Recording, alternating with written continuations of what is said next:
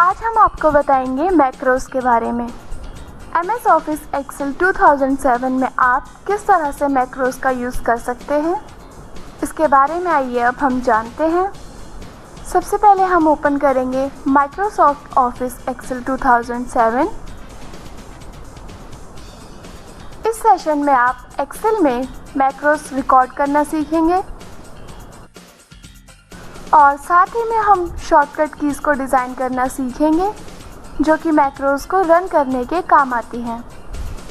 Macros आपको कई commands के सीक्वेंस को एक साथ परफॉर्म करने की सुविधा देते हैं। एग्जाम्पल के लिए हम सबसे पहले कोई अपनी एग्जिस्टिंग स्प्रेडशीट ओपन करेंगे।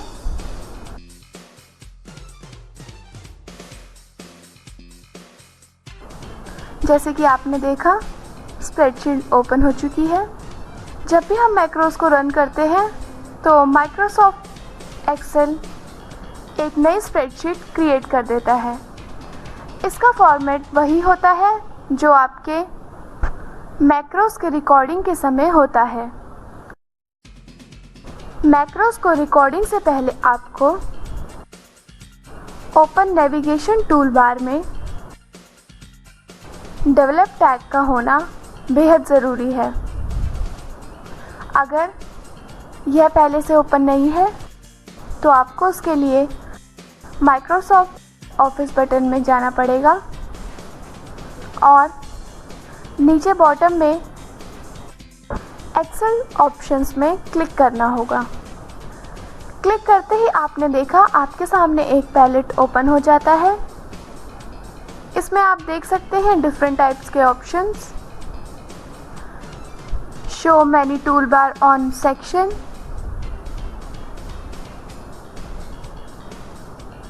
Show mini tool bar on section, enable live preview, show developer tag in the ribbon. तो हम show developer tab in the ribbon पर क्लिक करेंगे जिससे कि ये बाहर मेन्यू बार में आपको दिखाई देगा और उसके बाद हम ओके पर क्लिक करेंगे। क्लिक करते ही आप देख सकते हैं डेवलपर टैब आपको यहाँ पर दिखाई दे रही है। इसमें आप देखेंगे कि रिकॉर्ड मैक्रो आपको यहाँ दिखाई दे रहा है। जैसे ही हम इस पर क्लिक करते हैं तो एक डायलॉग बॉक्स ओपन हो जाता है जिसमें ये आपसे मैक्रो का नेम पूछता है। नेम केस सेंसिटिव नहीं होना चाहिए और ना ही इसके बीच में स्पेस या स्पेशल कैरेक्टर हो और ना ही इसमें कोई ऐसा कैरेक्टर हो जो कि बाद में आपको दिक्कत करे और ना ही ऐसा कोई स्पेशल कैरेक्टर हो जो कि बाद में आपको प्रॉब्लम दे।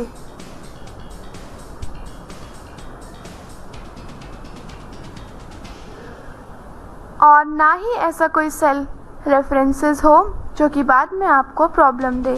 सेल रेफरेंसेस से मतलब है सेल्स के अपने एड्रेसेस।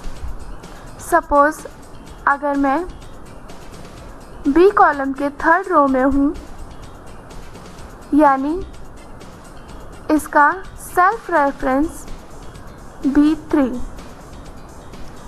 ध्यान रहे कि इस तरह के नेम्स आप मैक्रो को बिल्कुल ना दें। और फिर आप नीचे देखेंगे आपको शॉर्टकट की ऑप्शन दिखाई देगा। शॉर्टकट की ऑप्शन में आपको ये ध्यान रखना है कि ये किसी तरह के नंबर या स्पेशल कैरेक्टर नहीं होने चाहिए, जबकि ये एक लेटर होना चाहिए। अगर आप इसमें किसी तरह का लोअर केस लेटर डालते हैं, हम बात कर रहे हैं होल्ड शॉर्टकट की, तो उसको मैक्रोस के रिकॉर्डिंग से पहले आपको ओपन नेविगेशन टूल बार में डेवलप टैग का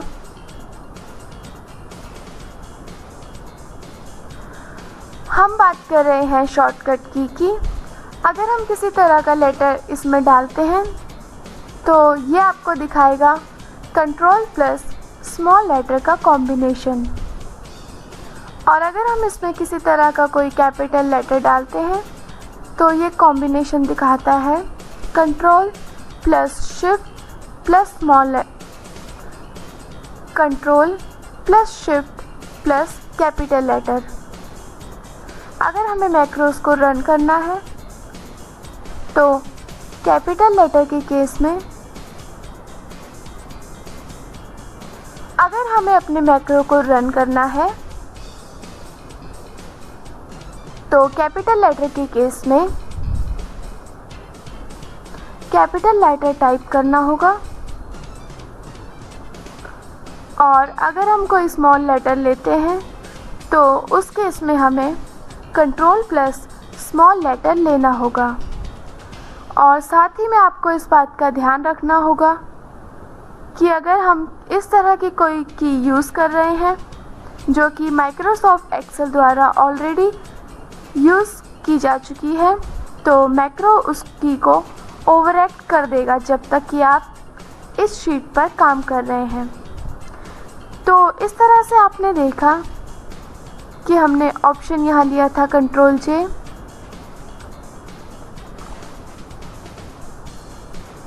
नीचे ड्रॉप डाउन ऑप्शन में जाकर हम देखेंगे हमारे पास कई तरह के ऑप्शन हमें यहाँ दिखाई दे रहे हैं, न्यू वर्कबुक, दिस वर्कबुक और personal network workbook.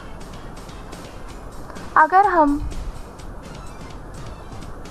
This workbook, new workbook और पर्सनल मैक्रो वर्कबुक, अगर हम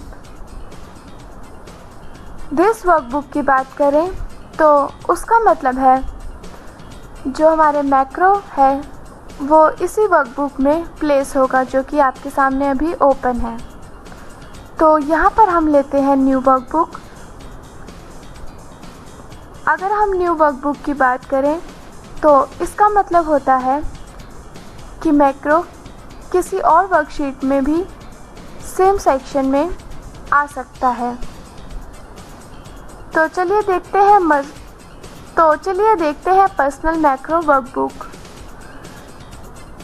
पर्सनल वर्कबुक हर समय जब भी हम मैक्रो पर काम करें तो हम इसे यूज़ कर सकते हैं जिससे कि हम कभी भी रिकॉर्ड किए गए मैक्रो उसको यूज़ कर सकते हैं।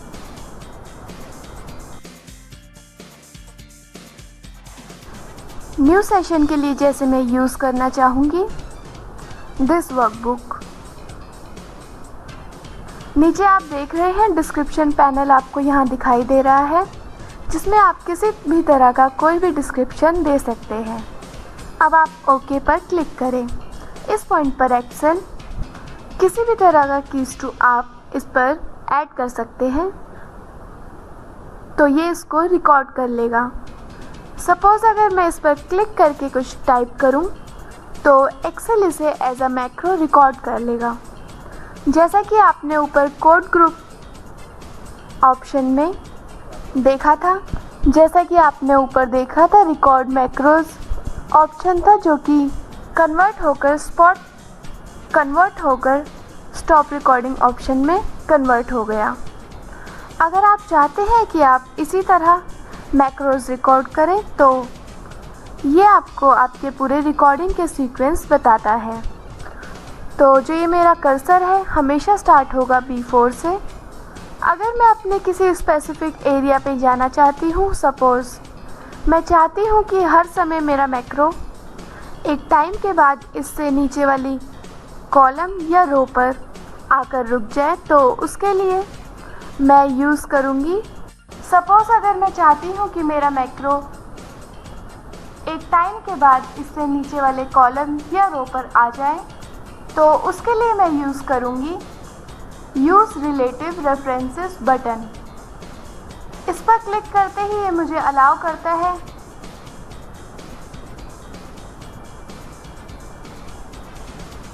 किसी भी पर्टिकुलर रो या कॉलम को रिकॉर्ड करने के लिए।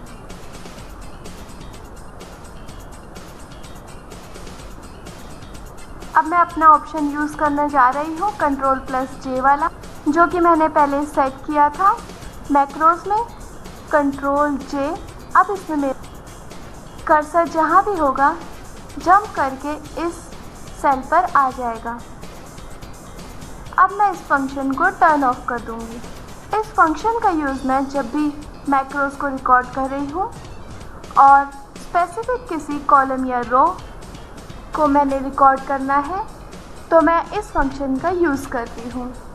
तो जैसा कि आपने देखा, मैंने एक पर्टिकुलर कमेंट के साथ इसको रिकॉर्ड कर लिया है और अब मैं ऊपर बने स्टॉप रिकॉर्डिंग बटन में जाकर क्लिक कर दूंगी तो आप देखेंगे कि ये बटन फिर से कन्वर्ट हो गया है रिकॉर्ड मैक्रो में। जब मैंने अपना मैक्रो रिकॉर्ड कर लिया है तो सबसे ज़्यादा ज़रूरी है कि मैं सेव ऑप्शन में जाकर इस फाइल को सेव करूं।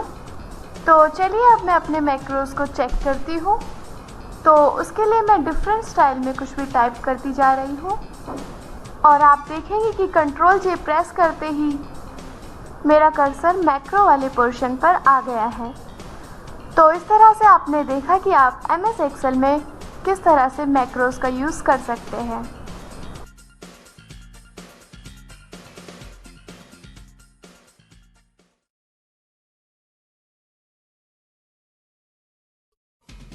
तो चलिए अब हम आपको बताएंगे कि हम किस तरह से माइक्रोसॉफ्ट एक्सेल 2007 में पिवट टेबल क्रिएट कर सकते हैं। अगर आपके पास कोई वर्कशीट है जिसमें बहुत सारा डेटा हो, जैसे एनवायरनमेंटरी मैनेजमेंट का या फिर सेल्स मैनेजमेंट का, तो उसके लिए आप पिवट टेबल क्रिएट कर सकते हैं जो कि आपको किसी भी एक्शन को आइडेंटिफाई करने में हेल्प करती है।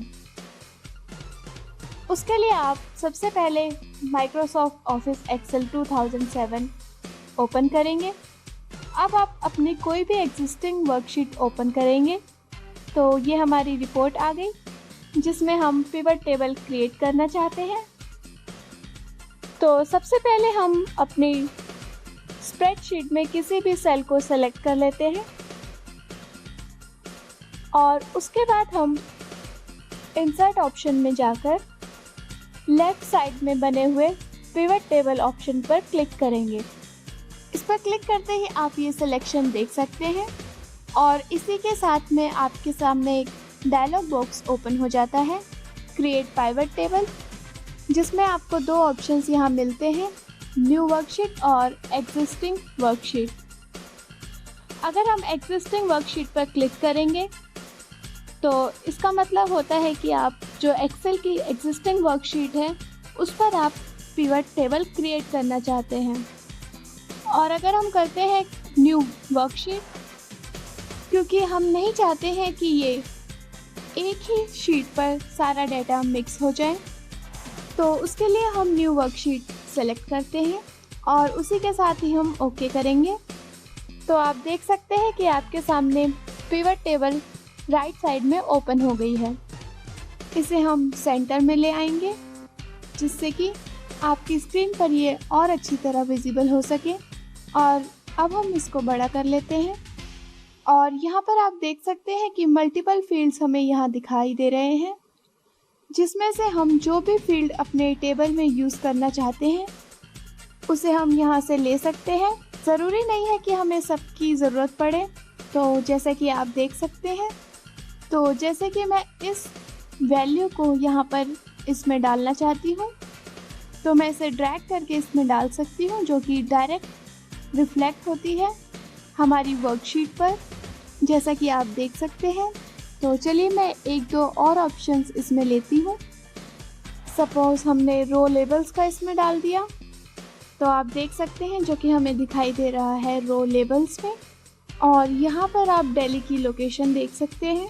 तो इस तरह से MS एक्सेल ने यहाँ पर एक्सपीरियंस वाइज इन्हें शो कर दिया है। सपोज़ यहाँ से मैंने एक और ऑप्शन लिया जो कि सैलरी का है, तो आप देख सकते हैं कि किस तरह से सैलरी पर्टिकुलर डिपार्टमेंट के हिसाब से यहाँ पर हमें दिखाई दे रही है और इसका ग्रैंड टोटल भी आपको यहाँ सामने दिख रहा है। तो इस तरह से मैं पूरी तरह भरोसा कर सकती हूँ कि पिवट टेबल के थ्रू मैं बड़ी से बड़ी कैलकुलेशन करके एक्यूरेट डेटा पा सकती हूँ। मान लीजिए अगर हमें अपने टेबल में कोई सेक्शन नहीं चाहिए तो हम उसे सेलेक्ट करके बाहर की ओर ड्रैग करेंगे तो वो ऑटोमेटिकली हमारी टेबल पे से हट जाएगा। और अगर आपको इसमें और ऑप्शंस ऐड करने हैं तो हम इसे यहाँ से ड्रैग करके ले सकते हैं। सपोज़ हमें कोई ऑप्शन अपनी कॉलम लेबल्स पे चाहिए तो यहाँ पर आप देख सकते हैं कॉलम लेबल्स पे वो ऑप्शन आ गया है और हम मैन्युअली इसका साइज़ छोटा या बड़ा कर सकते हैं। हम यहाँ से इसे ड्रैग करके यहाँ डाल सकते हैं और यहाँ से आप इसे देख सकते हैं। इसी तरह आप अपनी ज़रूरत के हिसाब से इसमें फील्ड्स ऐड कर सकते हैं और उन्हें रिमूव कर सकते हैं। और अच्छे से इसे जानने के लिए आप इसे और ज़्यादा एक्सप्लोर कर सकते हैं।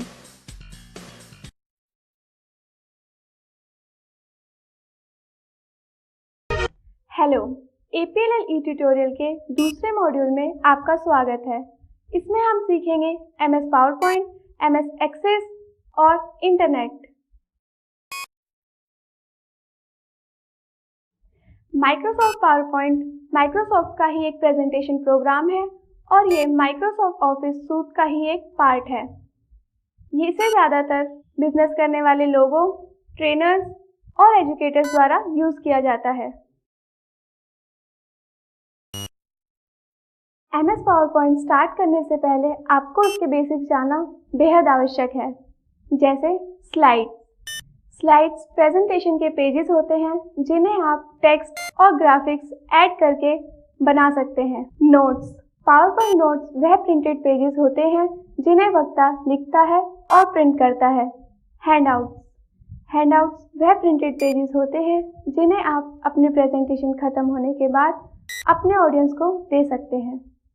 तो आइए देखते हैं MS पावरपॉइंट में काम कैसे किया जाता है और ओपन करते हैं MS पावरपॉइंट।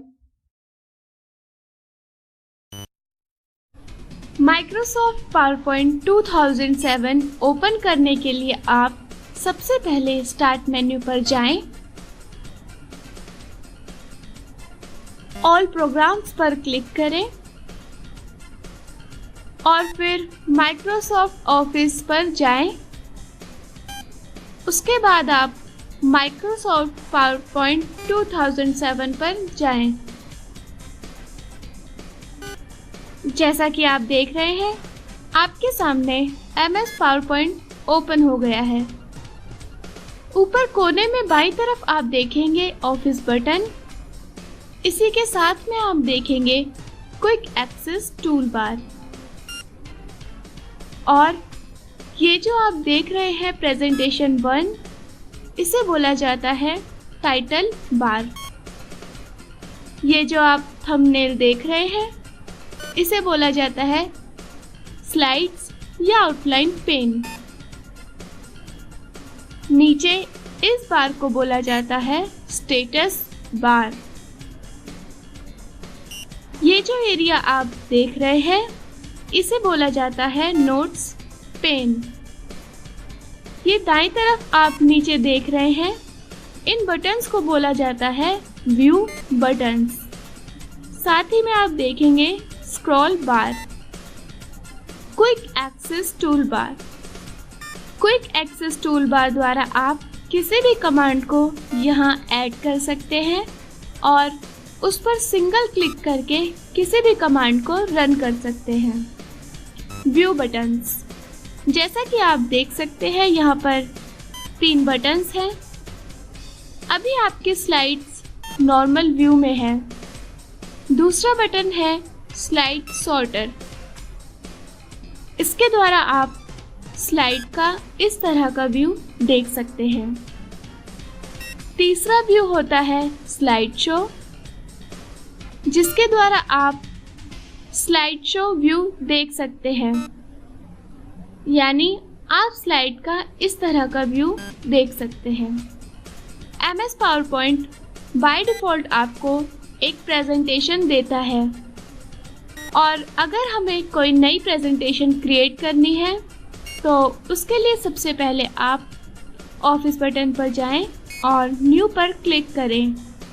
न्यू पर क्लिक करते ही आपके सामने एक डायलॉग बॉक्स ओपन हो जाता है। अब आप ब्लैंक प्रेजेंटेशन पर जाएं और क्रिएट पर जाकर क्लिक करें।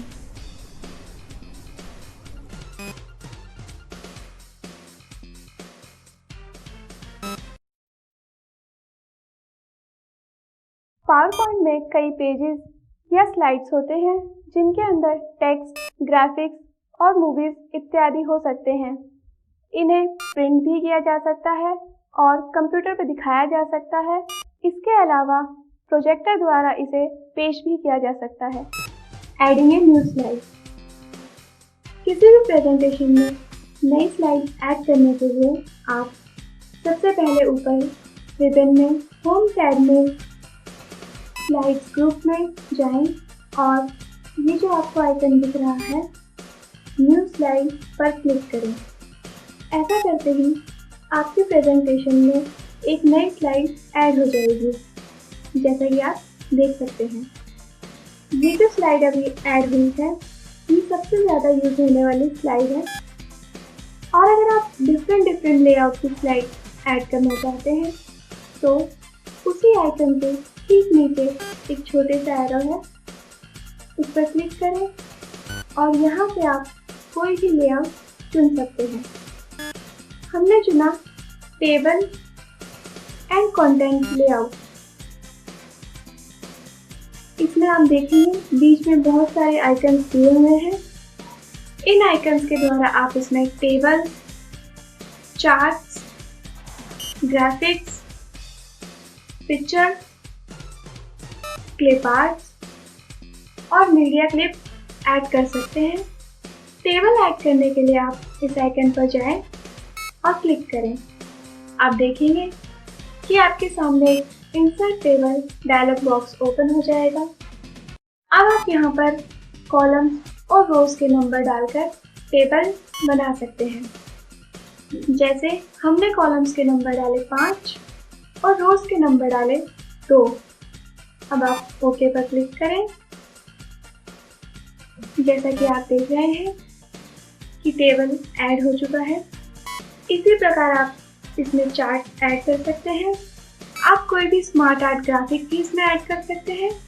उसके लिए आप इस पर क्लिक करें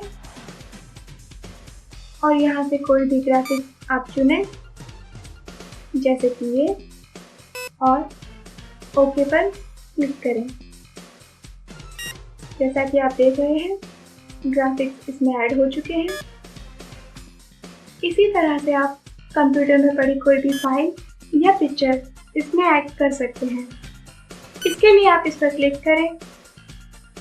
आपके सामने insert picture dialog box open हो जाएगा। अब आप अपने कंप्यूटर में रखी कोई भी पिक्चर इसमें ऐड कर सकते हैं।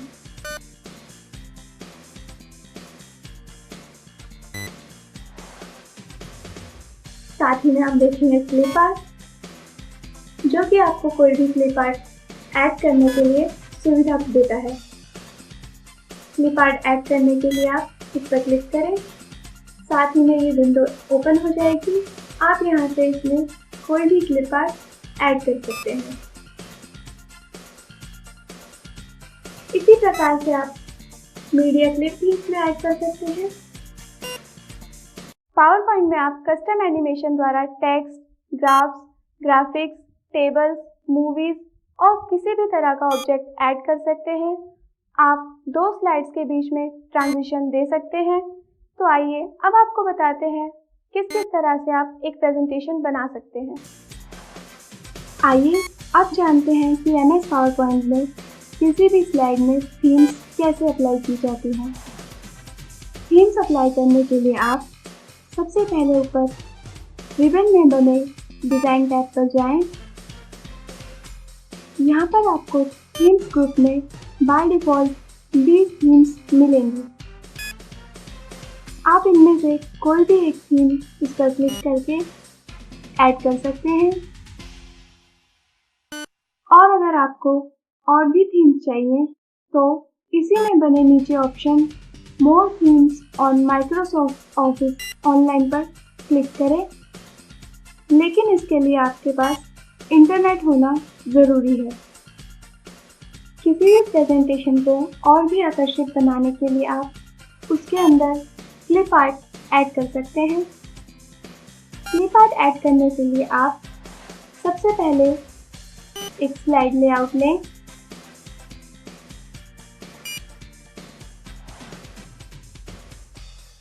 अब आप क्लिप आर्ट नीचे मिडल रो में बने इन आइकन्स द्वारा भी ऐड कर सकते हैं। नीचे बने इस क्लिप आर्ट आइकन पर क्लिक करें। जैसा कि आप दाईं तरफ देख सकते हैं, एक पैलेट ओपन हो जाएगा।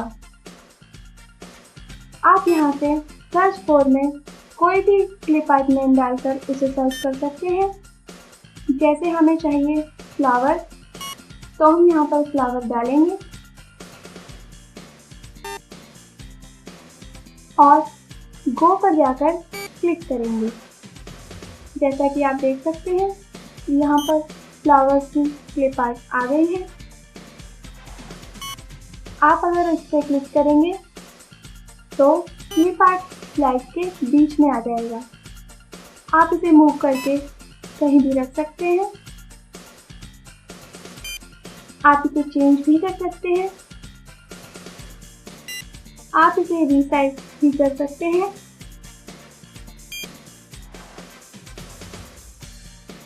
आइए आप देखते हैं कि किसी स्लाइड में चार्ट कैसे ऐड किया जाता है। आप किसी भी स्लाइड में चार्ट मिडल रो में बने चार्ट आइकन द्वारा ऐड कर सकते हैं। इस पर क्लिक करते ही insert chart dialog box open होगा। आप यहां से कोई भी चार्ट चुन सकते हैं और ओके पर जाकर उसे प्लेस कर सकते हैं।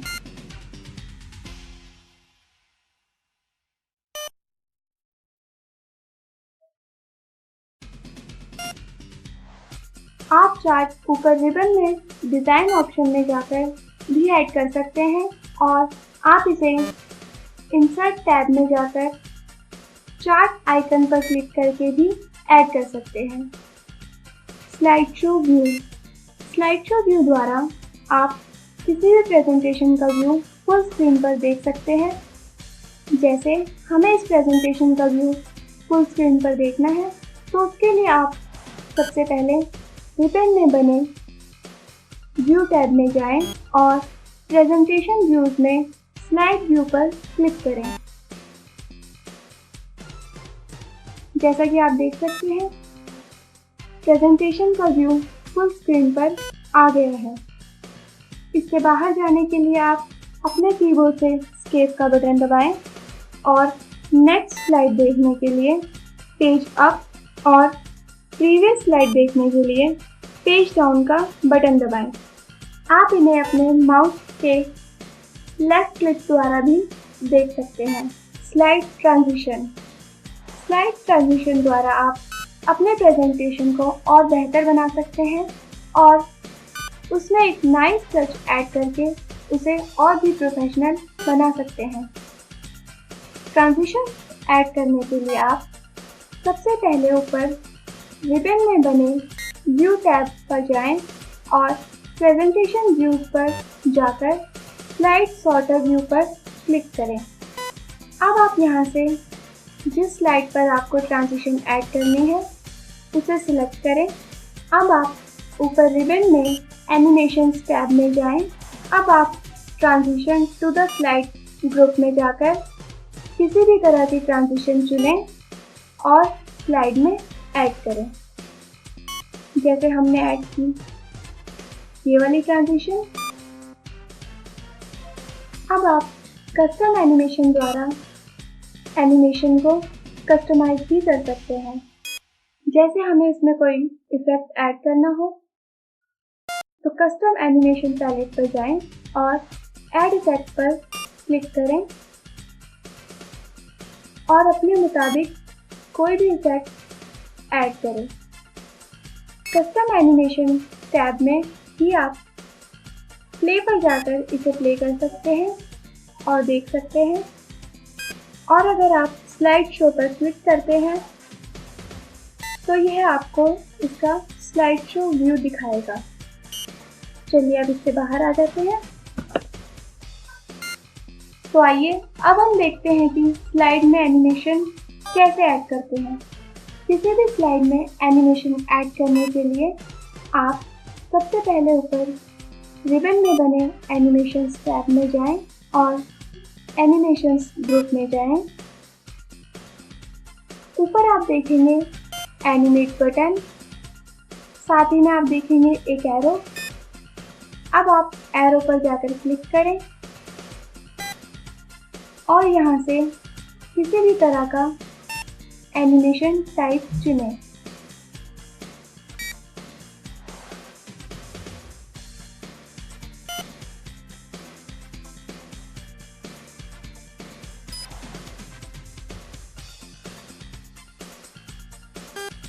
आइए अब जानते हैं मास्टर स्लाइड्स के बारे में। मास्टर स्लाइड्स वह स्लाइड्स होती हैं जिनमें आप अपने मुताबिक डिज़ाइन ऐड करते हैं और वह डिज़ाइन बाकी स्लाइड्स में ऑटोमेटिकली ऐड हो जाता है। तो आइए जानते हैं कि मास्टर स्लाइड्स कैसे बनाए जाते हैं। मास्टर स्लाइड्स बनाने के लिए आप सबसे पहले ऊपर रिबन में व्यू टैब में जाएं और प्रेजेंटेशन व्यूज ग्रुप में जाएं। इसके बाद आप स्लाइड मास्टर आइकन पर जाकर क्लिक करें। जैसा कि अब आप देखेंगे कि यह स्लाइड एक मास्टर स्लाइड बन चुकी है।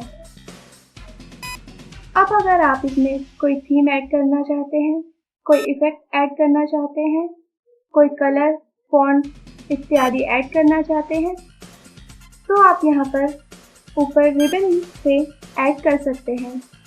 जो भी स्टाइल आप यहाँ सेट करते हैं वह स्टाइल ऑटोमेटिकली सारी प्रेजेंटेशन में ऐड हो जाते हैं। जैसा कि अब हम इसमें थीम ऐड करेंगे। थीम ऐड करने के लिए आप मास्टर स्लाइड पर क्लिक करें और ऊपर रिबन में एडिट थीम ग्रुप में जाएं और थीम्स आइकन पर जाकर क्लिक करें और कोई भी थीम ऐड करें। अब आप देखेंगे सारी स्लाइड्स में यह थीम ऑटोमेटिकली ऐड हो गई। अब आप जो भी स्लाइड लेंगे उसमें यह थीम और पैटर्न अपने आप ऐड हो जाएगा।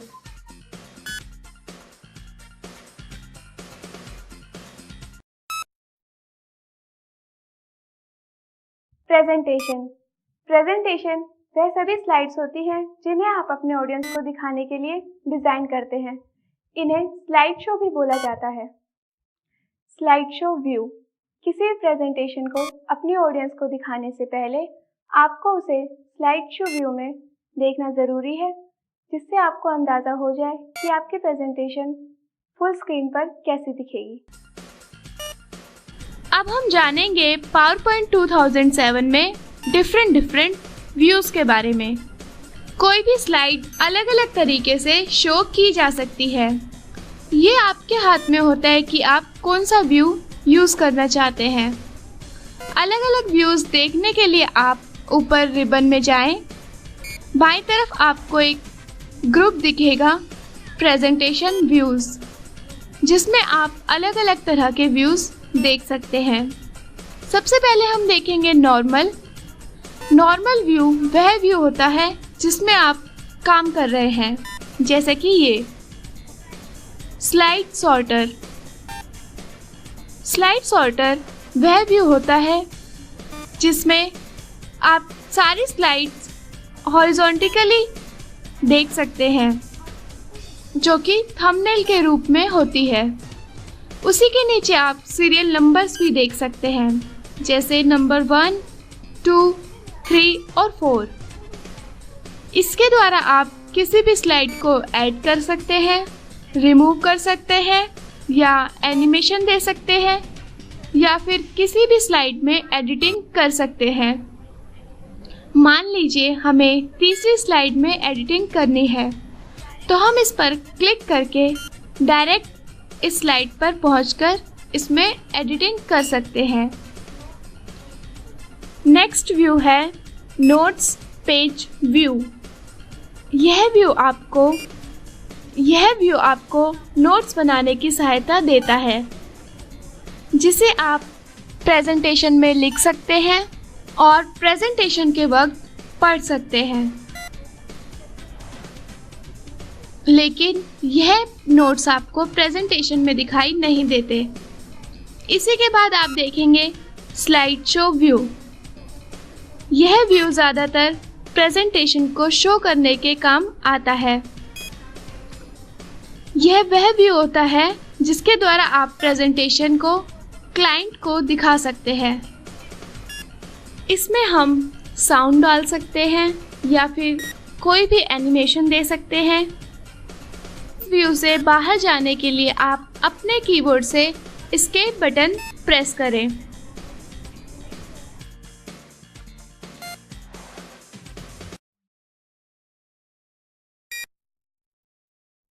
किसी भी प्रेजेंटेशन को बनाने के लिए बहुत सारे टेक्स्ट की आवश्यकता होती है और इन्हें अपने मुताबिक चेंज करना एक बहुत बड़ा पार्ट है।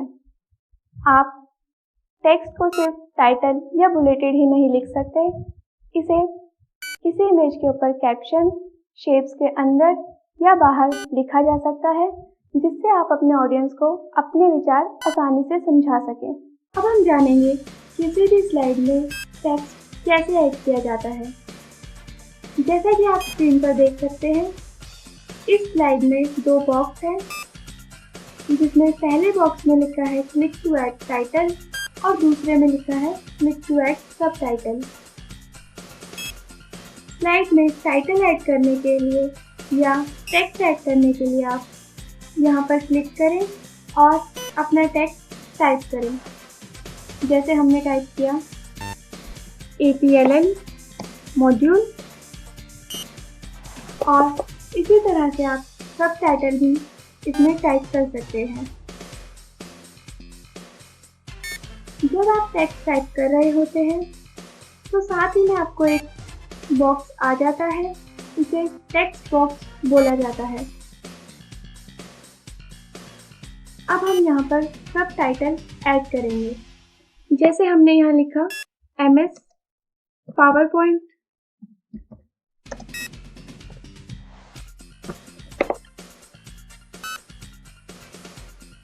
आप इस टेक्स्ट बॉक्स से बाहर आने के लिए एंटर प्रेस कर सकते हैं।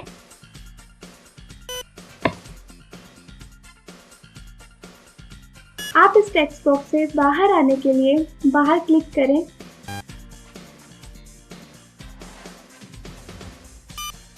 आइए देखते हैं कि टेक्स्ट को कैसे मूव किया जाता है। टेक्स्ट बॉक्स को मूव करने के लिए आप टेक्स्ट पर क्लिक करें। अब आप अपने माउस के पॉइंटर को टेक्स्ट बॉक्स के ऊपर लेकर जाएं। आप देखेंगे कि पॉइंटर 4 हेडेड एरो में चेंज हो जाता है। अब आप अपने माउस से इसको क्लिक करके कहीं भी ले जाकर शिफ्ट कर सकते हैं। जैसे हमने उसे उठाकर ऊपर रखा। आप टेक्स्ट बॉक्स को अपने मुताबिक रीसाइज भी कर सकते हैं। टेक्स्ट बॉक्स को रीसाइज करने के लिए आप टेक्स्ट बॉक्स के बॉर्डर पर जाएं और आप देखेंगे कि आपके माउस का पॉइंटर डबल हेड एरो में चेंज हो जाता है, जैसा कि आप देख सकते हैं। अब आप इसे माउस से पकड़ के रीसाइज कर सकते हैं, आपको जितना बड़ा चाहिए या जितना छोटा चाहिए। आप टेक्स्ट बॉक्स को रोटेट भी कर सकते हैं। टेक्स्ट बॉक्स को रोटेट करने के लिए आप टेक्स्ट बॉक्स के सेंटर में बने ग्रीन सर्कल पर जाएं और क्लिक करके ड्रैग करते हुए इसे रोटेट करें। आप इसे किसी भी एंगल में रोटेट कर सकते हैं। आप किसी भी टेक्स्ट बॉक्स में कलर फिल भी कर सकते हैं। बैकग्राउंड कलर फिल करने के लिए आप टेक्स्ट बॉक्स पर राइट क्लिक करें और फॉर्मेट शेप ऑप्शन का चयन करें। यहाँ पर आप फिल ऑप्शन में जाएं। अगर आपको इसमें कोई कलर नहीं चाहिए तो नो फिल पर क्लिक करें। अगर आप इसको किसी सॉलिड कलर में चाहते हैं तो सॉलिड फिल पर क्लिक करें। सॉलिड फिल पर क्लिक करते ही बॉक्स में कलर फिल हो जाता है। आप इसको अपने मुताबिक बदल सकते हैं। कलर चेंज करने के लिए आप इस आइकन पर जाएं और क्लिक करें। नीचे आप देखेंगे आपको कई तरह के कलर दिखाई देंगे। मोर कलर्स पर क्लिक करते ही आपको और कलर्स दिखाई देंगे। आप यहाँ से कोई भी कलर चुनें। अगर आपको टेक्स्ट बॉक्स में ग्रेडियंट फिल करना है तो इस ऑप्शन पे जाएं। नीचे आप देखेंगे आपको ग्रेडियंट के कई ऑप्शंस दिखाई देंगे। तो इस प्रकार आप किसी भी टेक्स्ट बॉक्स में कलर्स फिल कर सकते हैं।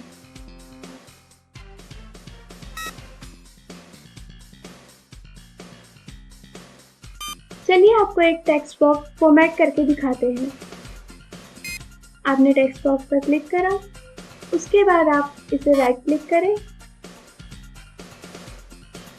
और फॉर्मेट शेप पर जाएं। ग्रेडियंट फिल में जाएं